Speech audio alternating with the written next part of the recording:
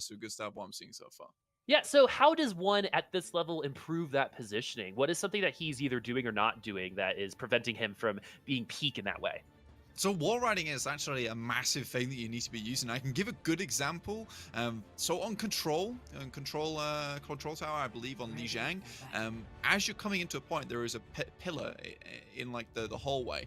As a Lucio, you can play on top of that pillar, and although you think you're an LOS there, it forces DPSs or whoever's shooting at you like a Zen to move their line of sight upwards towards you. So as long as you're moving line of sight away from your team, you're making the enemy team make a decision. So wall riding is extremely important to get into good position. Wall riding behind things, making sure you're out of LOS, and when you are in LOS, use height to your advantage because that's where you can get. I loved what you said there. I think it's really summarized in take focus away from the rest of your team, right? If everyone's looking at Lucio, there's going to be a vulnerability that's been exposed. And so now that we're here on Hanamura, traditionally Hanamura or Assault is where we'll definitely not see GOATs potentially here on point A, and we're not seeing GOATs so far as Shoes Money Crew on the defense have that Bastion, Blake. Yeah, this is a funny one, and this is absolutely down to Shoes Money Crew and their rotating skill, and what we've seen so far from that, it's pretty damn good. Because really you want to play on the high ground if they are playing immobile characters, and back to the point where there is more cover if they are playing mobile characters. So now they're going to be playing up here for the time being, just watching out for the enemy team. Orgless Hungry playing that hack and slash combination with the Nanoblade and the EMP. Hopefully you're going to take down Shoes Money Crew that way. Shoes Money Crew, they don't really have a supportive ultimate online, no boot like a Transcendence to counteract that.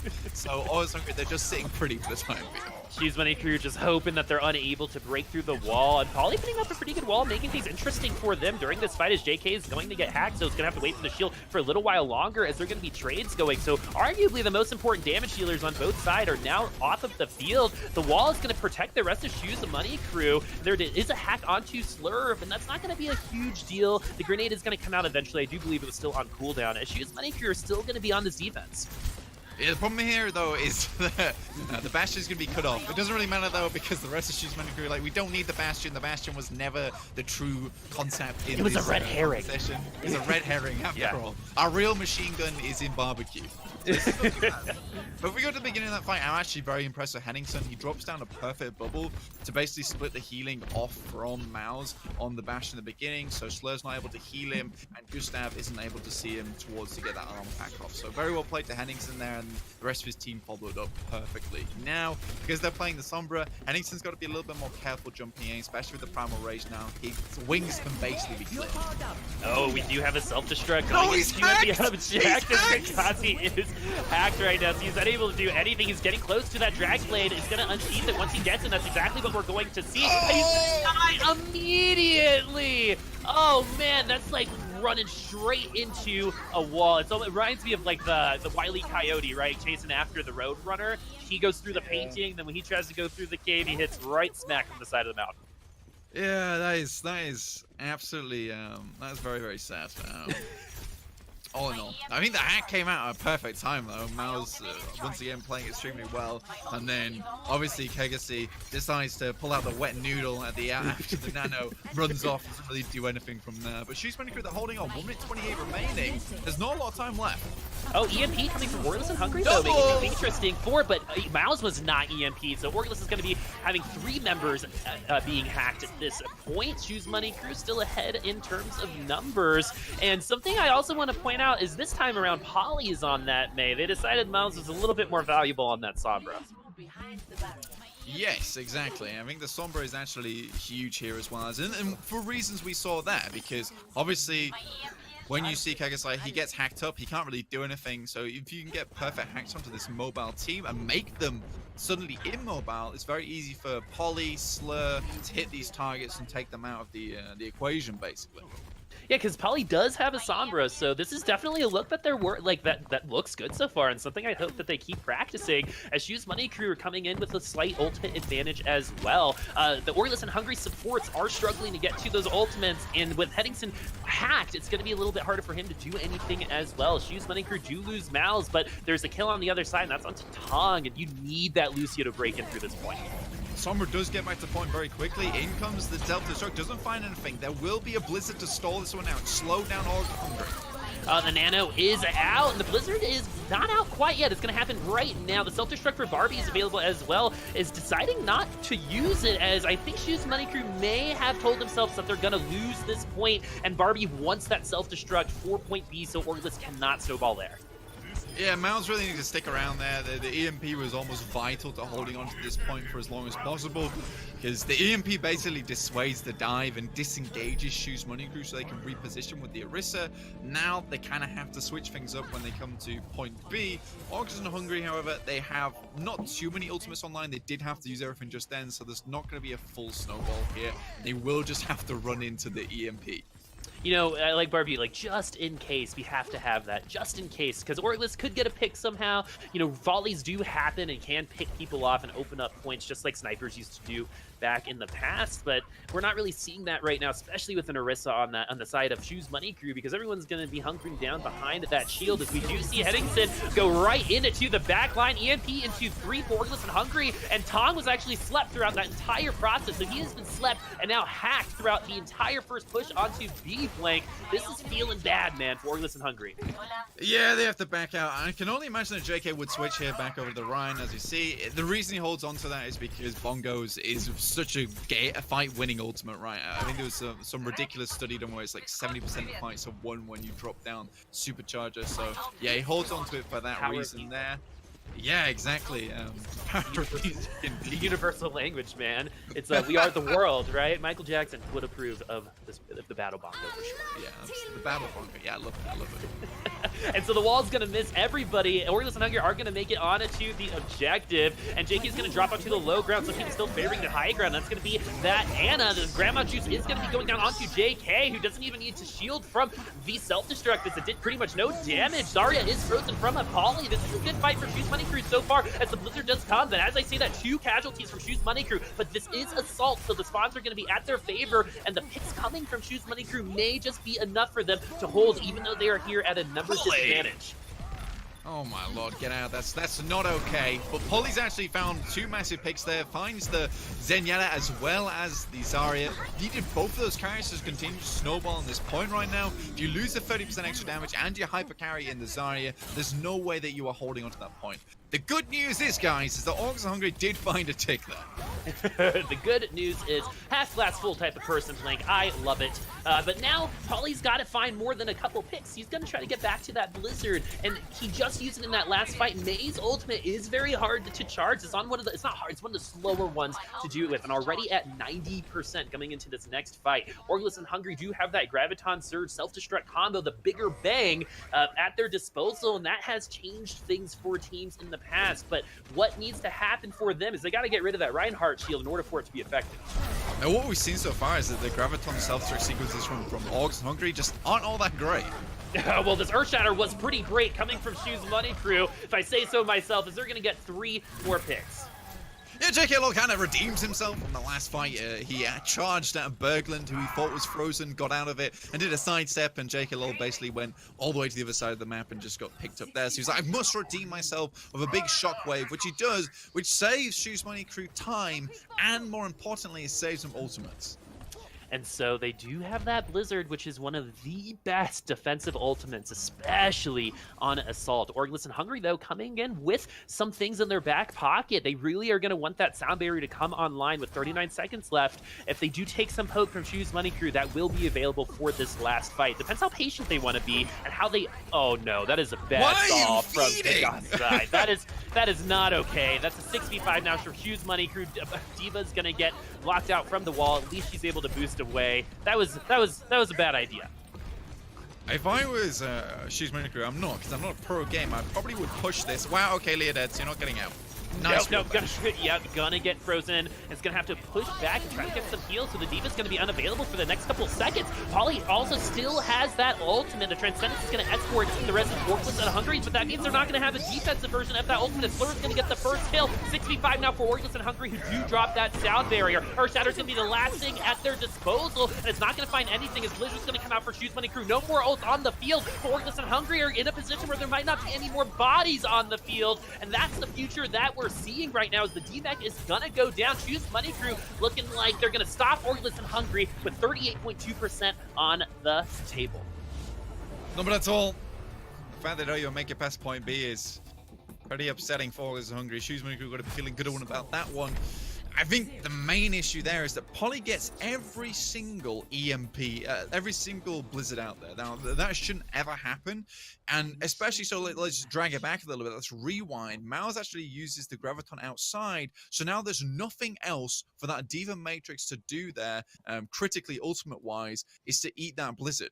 And every time, Poly managed to outmaneuver, outweight the D.Va Matrix, and still get that Blizzard through, which is very impressive indeed, and has won a lot of the fights by basically just tying up Berglund and then firing about 7 icicles into his brains, which definitely does hurt, by the way. Yeah, I would say icicle to brain, probably, you know, not a great way to go in real life. Probably 8 out of 10 on the pain scale there. Yeah, you know, it's probably fast. But, and it leaves no evidence anyway. It's so like, yeah, plain awkward in game. You're like 3 times into the head of Azari, like, boy, part of me wishes that they, you know how the Hanzo arrows stick sometimes. I would love to see the icicles just like stick on the people. I think that'd be hilarious. Everyone would look like porcupines by the end of it. That's probably why they don't do it. Worth it. I don't know if it's worth it to push your CPUs over that long, but maybe. I think it is. Overdrive is a good thing sometimes. But Orgless and now on the defensive side, and you know, my expectations, I'm going to go glass half empty here. My expectations are they might struggle breaking in on point A here against Shoes Money Crew because it's been a struggle in a lot of other places. Yeah, Shoes Money Crew going to check out what they're running. Obviously here, they won't be running out with this. Probably what I assume they would go for is just standard triple support, triple tank here versus this composition. Unless they're going to run with this, in which case I'll be very surprised, but I highly doubt it. Here we go, we're making some switches. Okay, so we're going to a more traditional, can you believe we're saying this at this point, quad DPS for Shoes Money Crew to open up. Yeah, absolutely. Yeah, exactly. Especially when you see that Farah Hanzo. I think it's something that you see a lot. Slur's going to be on that Tracer, and that's a nice breath of fresh Tracer right there, as it's so good to see her back onto the field. Orgless and Hungry already losing some HP. Is Leo getting taken below half already, which is going to feed Shoes Money Crew supports that ultimate charge. And we're seeing actually just one support, Gustav, 30% to that ultimate. And so that Valkyrie is going to be a really great opportunity for Shoes Money Crew to really advance their space onto the objective, but a regular old kill onto Kagasai. The Tracer counter on that Brig means that this is a 6v5 for Shoes Money Crew. Now it's a 5v5, so things have evened up for Orgless and Hungry. Poly's trying to get that damage into the backlines, but some good management on those particle barriers. As Shoes Money Crew, because they have those DPS, they're not all coming to the objective at once, and it seems to be a struggle at making sure that the picks that they do get find value. We're just waiting for the EMP at this point, but Slur goes in a little bit too early. Mouse might still drop down this EMP because there's a barrage waiting for it, and if they can't counter it, it will be big. Here it is. You called it, my friend. The barrage is going to be enough, and that's what you call confidence, right, Flank? They're like, we might be down some numbers, but we're going to go ahead and do this because I know it'll work. It's when Mouse and both Poly just stopped like a little bit, and you could tell the discussion was there. It was like, should we do this? And they're like, yeah, let's just go for it. Now Shoes Money Crew, they have all the ultimates on board. They need to go for a very aggressive snowball. They have the Valkyrie to walk them all in, and the good observing there too, my friends. The stick onto Ruby means that they're going to have max 5 people coming into 3 ultimates for Shoes Money Crew. The Valkyrie is going to be unleashed, and that's a great idea for the majority of this fight. The healing and damage boost is going to be there. Shoes Money Crew is also going to drop those proximity mines, take away a little bit of that high ground. Shoes Money Crew also has the Dragon Strike. Orgless and Hungry still, though, all pretty healthy. Ruby's going to come back with a return kill now onto Barbie. Got pretty upset about that pole spawn. Came back just in time. Orgless and Hungry in the driver's seat right now on this defense. Slur, the last one remaining for Shoes Money Crew. Yeah, probably going to switch up here to Winston. Winston and the Zarya, probably with holding on to the Sombra, I imagine. No, we're going to go Reinhardt. Okay, that makes sense. We hold on to the Sombra, though. We try and force this fight. He needs to hit Ruby. He needs to hit Ruby. Henningsen makes the switch over to Reinhardt as well, as make sure they can win that shield better when it does come through. But yeah, Mouse absolutely has to find Ruby. Ruby has to react. Well, the way Mouse has been developing these EMPs, by the time the rest of Shoes Money Crew have their ultimates, Mouse will have one of his own. Mouse also doing very good scouting there. Discord does make it onto the Sombra. They were able to tickle her out of that stealth, and is going to have to translocate away to safety. Again, this is just kind of jostling for position, right? Blank, only one ultimate on Shoes Money Crew sides. They know they're going into a losing fight. Yeah, this is shades of control on Ilios once again, though. If they can make the EMP and get it onto Berglund before he uses the grab. Well, this is exactly what Shoes Money Crew wanted. Mouse does use the EMP, might want that back for that next fight. Yeah, Orgless and Hungry, though, did exactly what Shoes Money Crew wanted. Shoes Money Crew did take a lot of casualties, but Orgless and Hungry invested a lot of ultimates. Yeah, Mouse is like, can I get a refund on that? And people ask him, do you have the ulti receipt? And he's like, no, I died. So it's just gonna have to be store credit. Sorry. Yeah. So you will make the switch onto the Zarya. So that's kind of unfortunate. But yeah, they managed to force out the grab and the self-destruct out of them. So at least they're coming into this next fight looking a little bit more healthy. Unfortunately, Mouse is not anywhere close towards the Graviton. But there is a switch, the Mei. Yeah, doing a little bit of a poly impression, and it looks like Leo's got a wall on his own, and the pin onto JK means Shoes Money Crew are not going to have a push here. I just don't think they expected it, to be honest with you. I don't think they calculated for it as well. Gustav did not hit the amp and get everyone through that door. Usually you just want to flood through to get past that point without getting walled off. So I don't think they saw the switch or they didn't communicate it quickly enough. But now, both supportive ultimates online for Shoes Money Crew. Tang is getting close towards the sound barrier, but it won't protect you from an Earth Shatter should it come out. Well, at least Mouse doesn't have grab, is what I'm thinking if I'm Orgless and Hungry, right? Is the Transcendence is the counter to that Graviton, and a nice wall. The two tanks, the D.Va and the Reinhardt are going to get isolated, but the Transcendence is going to come in. They're going to go ahead and try this offense. They think it's worth it. Now Henningsen is down. They're going to maybe prove their point, and another Earthshatter is coming down too, and so Berglund is out. This is a 6v4, and that barrier, like you said, Blake, was hyper late, only getting a couple members as well. The sound barrier are going to find a little bit more value for Shoes Money Crew, getting the 5 remaining members for this fight. Earthshatter are going to be the last ultimate from Orgless and Hungry until Blizzard comes out, but Blizzard's never coming out because Mei is dead. Shoes Money Crew still control the tempo of this fight, but Barbie is getting lower and the spawns are coming back. That's a big mistake from Polly there. I definitely don't think he should have died. He had the rally on board. He was basically the person that needed to swing the momentum for them with the rally and inspired to keep the rest of the team alive on point. Without it, JK kind of slowly but surely dies. Mal shortly afterwards. We do have the grab self-destruct sequence online. Obviously, Orgless, they're going to have grab Blizzard. Not quite as good just because of how telegraphed the Blizzard it is. Very easy to eat in barbecue. He has shown himself as one of the best divas in trials, so hopefully he can eat that one up. I always thought that Mei throwing the Blizzard is always like a child trying to throw a ball, right? Underhanded. It's just like so slow, right? And sometimes it makes a lot of distance. You're super surprised. As Barbie's going to be isolated out with the wall and at that grab, the Blizzard's coming out as well. The particle barrier is going to keep some members of Shoes Money Crew safe, but Polly's not going to be one of those members. The JK also getting stunned, gets taken below half health. This is not a fight Shoes Money Crew is supposed to win, and they're not going to win. It feels very weird because a lot of these fights, it doesn't look like Shoes Money Crew to me, if that makes sense. I think they're making a lot of mistakes they wouldn't necessarily normally make.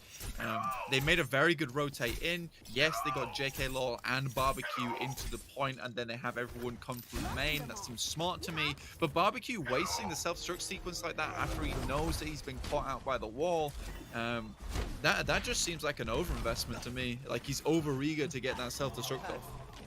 Resting on their laurels maybe a little bit because of this lead that they've gotten so far, and the fact that Orgless and Hungry didn't cap that second point. The Transcendence is going to escort the rest of Shoes Money Crew on to the objective. They do end up taking that space, but now it's all about getting those picks and finishing this map out. As the Graviton Surge is going to be coming out, so is the Earthshatter going to be knocking a lot of Shoes Money Crew onto the ground, 3 of them to be exact. Henningsen getting to get one of the first kills for Orgless and Hungry, and a sea of red means that Shoes Money Crew are going to have one more shot at this.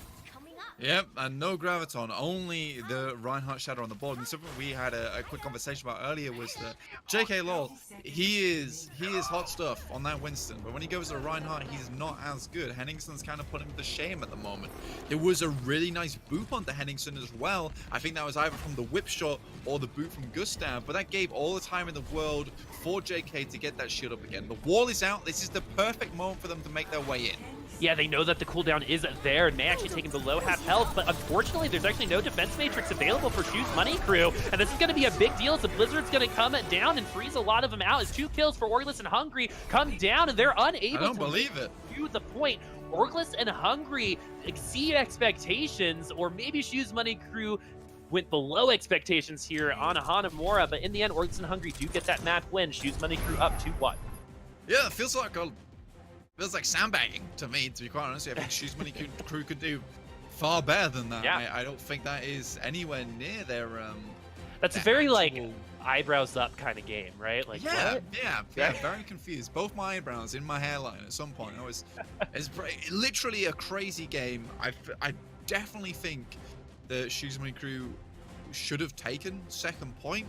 The May definitely threw him for a curveball.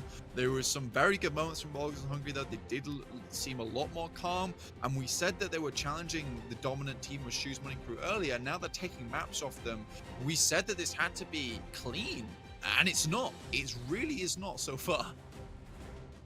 Yeah, every map lost by Shoes Money Crew is giving another team an opportunity to pass them, right? And you know that same statement applies to all of them. But we're seeing Shoes Money Crew right now. They lost this map against, you know, without capturing point B, right? It wasn't like they had to do extra innings or something. I think a really right. It's like I think a really good example of Shoes Money Crew and how like awkward it was for them at the end was Barbie on that Diva searching for the Blizzard that was coming from the high ground. You saw the defense matrix completely go out before the Blizzard. Yeah, exactly. It just run out. But this is the thing with the 2-second cooldown, is that when you go for the matrix, you kind of have to fully commit. Yeah, you got to use all of it, right? Yeah, so he knew you can still kind of flicker it, right, and bait something out. But in that situation where he'd held it for that long, and Leodez just like, buddy, I ain't throwing it. Okay, I ain't throwing it. It's like, I've got eyes, dude. I can see that. Yeah. I am on the high ground. I'm just going to wait. He was actually taken down almost early there, Blake. I'm sorry. Yeah, no, I was just going to say that Ruby basically surprised me, pleasantly surprised me in this map. I think that he got caught out a few times, but from there, it seems like he's changed his playstyle a little bit. He's a lot more cautious of Maus in the backline. He's much more cautious of his positioning. And we saw after he got stuck by that pulse bomb, I think that was the final straw for him at that point. He comes out and gets the double kill. So yeah, I'm actually liking how Ruby's playing, and considering that this is his first game with the team, really well played. Good job. It's like that Steve Jobs method of leadership, right? Let me break you down as hard as much as possible. And when you reach rock bottom, you're just gonna get super pissed, right? And then you're just gonna come out a monster and attack, right? That's almost like they turned on a dime. They definitely turned on a dime there, and to hold it on point B and not even get to second, that is. It's a real big shame, in my opinion, especially when Shoes Money Crew had such a big time bank to work with as well as. But yeah, I think so far Henningsen definitely showing us some stuff on the right half. I'm glad to see it. Despite getting booped up, he still managed to hit that shatter. Now, the one of the other ways that I can see that shatter going through is Kegasai. If Kegasai makes a really nice shield bash onto JK in that situation, that's the only other reason I can see that happening. So if that did happen, props to Kegasai in that situation. Well played, reacting to that, knowing that your own run has been booped about 50 miles back. Well, now for Orgless, it's all about maintaining that, right? Because I think a big difference between the great and the good teams, right, is that consistency with this kind of play, right? It's we see brilliance from a lot of teams. A lot of them are at the bottom side of this EU Contenders. Like Side Effects did some great stuff earlier today, right? But it's all about winning the right fights and knowing your win condition and doing that when it matters. Yeah, exactly. I think it's something. Yeah, we definitely have to talk about it. It's sustaining that level of play. It's something that we saw NYXL struggle with in stage 3. But I think that the thing what we're going to see here is that both these teams, they are now in a position where momentum is on the side of Orgless and Hungry. And obviously momentum's not on the side of Shoes Money Crew. They may be feeling a little bit down after that Hanamura game. The best thing that can happen here is Shoes Money Crew do not let that phase them, because God knows that would phase me. It would phase me if one of them from the bottom group took out one of the top two. I would be a little bit upset, to say the least. So really, they've got to keep it cool here and make sure they have a good Junkers out. What does like an upset Blank sound like? Like say, okay, you're upset Blank right now. Give some give some feedback to one of these teams as that character. Upset blank. No. Upset blank is not someone you want to hear because honestly, I just get very quiet. Like Okay. I see that's that. it. Yeah. You know I'm angry if I'm just. It's that it's like that laser focus angry, right? Yeah. That you like feel it coming from you, and you're like, okay, I'm sorry. Right, but now Orgless and Hungry, they made Shoes Money Crew say sorry for those 2 previous wins by taking them down on Hanamura, but here on Junkertown, Shoes Money Crew are gonna escort the premier, the prime minister, the president on this pirate ship here. The shield already down for JK Law, but they are gonna be making it to this bridge, which we usually see the first engagements happen. The big key targets to focus on here, though, for us as viewers, is definitely Mouse and Polly. They need to create a crossfire, and they need to do it quickly to keep the pressure off the Bastion, which is why you can see Berglund switching from one place to the next. This is exactly what they want to happen. Yeah, they want to set up that crossfire indeed, but Moz is going to be the first sniper to get a headshot, and that's going to be on his counterpart, Berglund. And, with these Bastion comps, something that you see very frequently is one pick happens, and the rest just follow immediately. That was really well done. I'm actually very impressed at how they worked that one out. They immediately had the crossfire going. They had Berglund running scared for quite a long time. It's like, where do I look? Where is Mouse? So very well played. And then obviously you do see Polly come behind, take out Tang fairly easily. So really, really well done to keep the pressure off your own Bastion. Yeah, it was kind of like a cat and mouse game.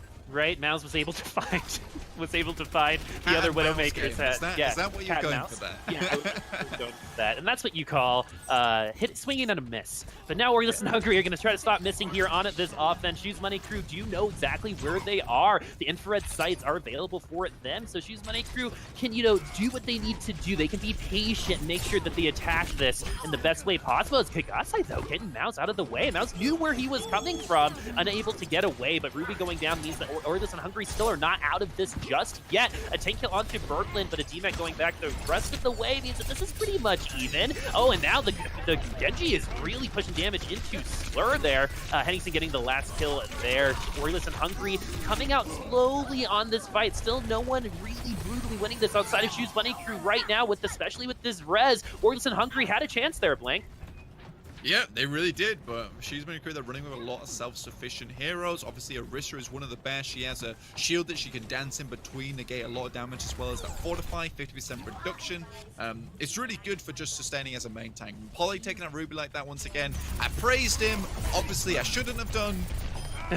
Slayer is going to get hacked. That means the Bastion's going to have to run away and reposition, but I don't think that's going to be that big of a deal. Shoes Money Crew are ahead in this fight so far, and especially now with Tong going down, Shoes Money Crew are looking to cap the second point. The thing about Street Stays in Junkertown, it's either over immediately with one push or get stopped there. Yeah, exactly. And this is the push that keeps on giving right now, because Shoes Money Crew, they're just going to steamroll through now. They have the EMP available. I love the switches from the double sniper to Tracer Sombra to counter out the Sombra and the Genji. Obviously, they don't want to get dived too much, and this gives them a lot of mobility to work with. There's going to be a lot of ultimates in it this next fight. The EMP is going to be the first one that we see. Orgless and Hungry are going to get 4 members. Hack Ruby going down immediately. The thing about Sombra is there's Zenyatta Hunters. You get that EMP on there, Zenyatta is going to die. Orgless just haven't been able to use ultis, by the way. Like, they've had them, they just can't use them. But Shoes Money Crew, that was a very nice coordinated play from Mouse and Polly. Not really much Ruby can do there. Polly communicated very well exactly where Ruby was headed. So the MP was out now. 3 members for Shoes Money Crew hacked, but none of them are going to go down. Polly actually going to be getting a couple kills. So Orgless and Hungry finally do invest those ultimates, and they're losing the fight. So it doesn't matter which EMP goes out. As long as an EMP goes out, it always favors Shoes Money Crew. Just for further reference, guy. If an EMP goes down, Shoes Money Crew wins. It's like one of those check marks, right? If-then statements. And so Orgless, ooh, Pulse Bomb does not hit. It looked good for a second, but Polly's going to go back to spawn. No Sombras on the field. Slur's going to be going down as well. So Shoes Money Crew, for the first time all push, pretty much struggling on this offense. And, struggling is a little bit of recency bias there. Shoes Money Crew pretty much walked the entirety of Junkertown until this very moment. Yeah, at which point they've been held back. One funny thing there, though, I'd actually really like to see, is that Slur did kill Berglund, and not because Berglund should technically get out of his translocator, but the bomb that he threw to kill Ruby with, the pulse bomb, actually killed Berglund's translocator in spawn, which is hilarious. It's the small things in life, right? You gotta appreciate. It makes me happy. Yeah, those are the kinds of stories that you hear 20 years telling your kids. Remember that pulse bomb that killed that translocator? That's why we're not friends anymore. And so Slur is going to go ahead and use that in tank mode, going to try to get rid of Berglund. Nice direct. Oh! Nice. I thought the first one was nice. The second one was even nicer. And Shoes Money Crew have an advantage here. Poly did use that EMP. Orgless and Hungry struggling to maintain their HP values. Leo's going to be the next one to get DMAC'd, and a nice Bastion finisher right there. As Shoes Money Crew getting closer to at the very end of Junkertown. Orgless and Hungry, though, are going to have an opportunity to stall. Maybe. Yeah, and this is what we wanted to see from Shoes Money Crew, is that obviously Hanamura doesn't go their way. They do not lose any momentum whatsoever, and just like you said, Boop, they walk it all the way home. 3 minutes remaining in the tank. They're looking pretty strong right now. Well, they didn't even get a chance to do, you know, that general stall that we see on Assault and Junkertown and some escort maps, right? Everyone just coming one by one out of spawn, trying to get to the payload. It usually doesn't work, but Shoes Money Crew said, you're not even get to try that. That's a pretty alpha move, if I say so myself. Yeah, it's massively alpha. Like, really, Orgless Hungry are in the beta spot right now, unfortunately. Shoes Money Crew, they're now going to be on the defense, and what they've shown so far is that crossfire is very important, especially come point one, where there is such strong sight lines for snipers like that. So Orgless Hungry, I expect to see something of the same. Shoes Money Crew, what I want to see is a very mobile defense that can quickly collapse on those snipers.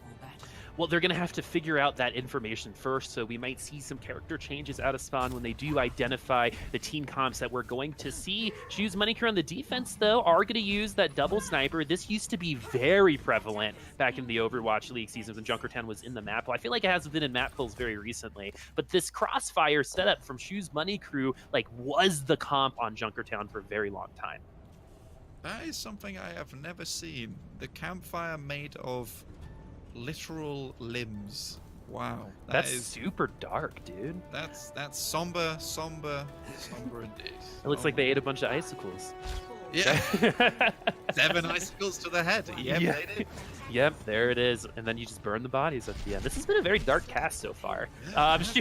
Shoes Money Crew on the defense this go around. We got the pulled port combo, which is that halt into hook. Nice. Maltho getting taken down right away with a nice headshot from Kegasai. And so Kegasai is going to go down in at the end as well. Slur getting a good hook, I believe. Mouse is back on this field. That's why you love those mercies. Is Tom going to be able to get the Hanzo back? It looks like they actually came back to spawn, maybe? Orgless and Hungry already missing 1 member, 5 members for them. Shoes Money Crew still have the 6, so it was a little slow going. And, you know, something that's so interesting to me is that, we're so used to GOATs where these teams, see each other, right? They dash each other. And when it comes to this long-distance damage, the kills are a little bit more isolated around the environment. Yeah, definitely.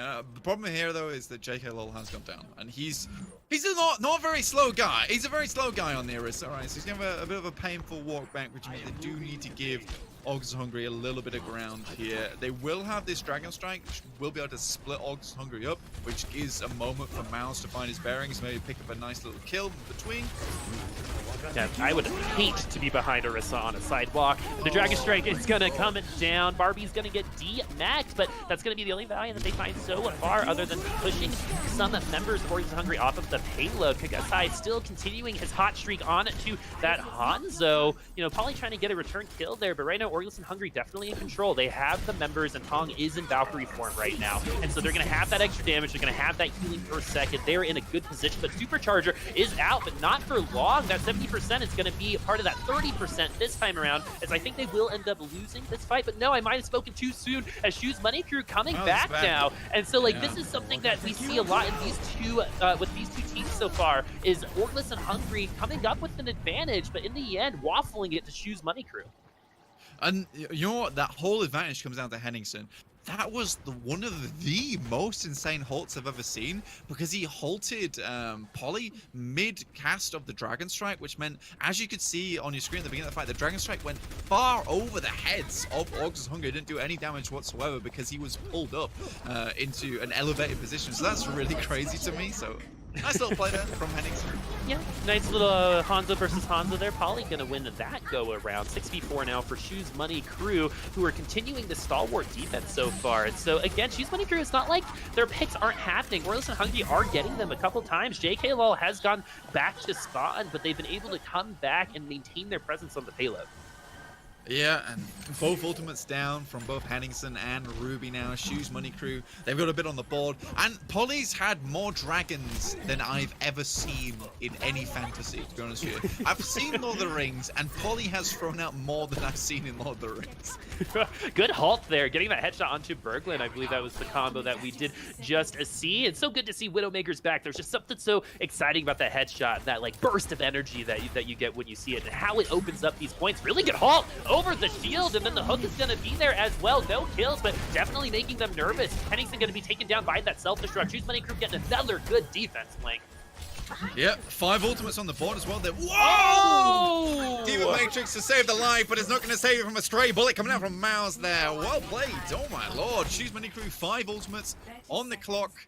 There is a self-destruct sequence and dragons, but only 27 seconds to do it. JK Lol, once again, another halt there as well to pull them all in. It's looking dire, Boo.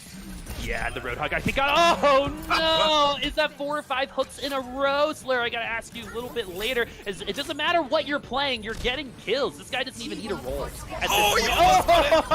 Just needed a curve just a little bit longer, but the whole hog is gonna come out and get 2 kills. Hog is gonna be not long for this fourth self-destruct into the backline under the bridge. Will not be getting any value. Ruby, though, on his own Roadhog, gonna get mouse, but that's only gonna be a consolation prize. But there is a pesky little hamster on the payload right now. They're back halving it. The Dragon Strike's gonna come in. Oh, they're gonna cross the beams as well, so no one's gonna be able to get on the payload just yet. Slur's gonna pop up with a little bit of an advantage by trying to assert his dominance against this Wrecking Ball, who does use the pile drive, so he's gonna have to use that grapple hook to get right back out, but no, Slur's gonna get him in at the end.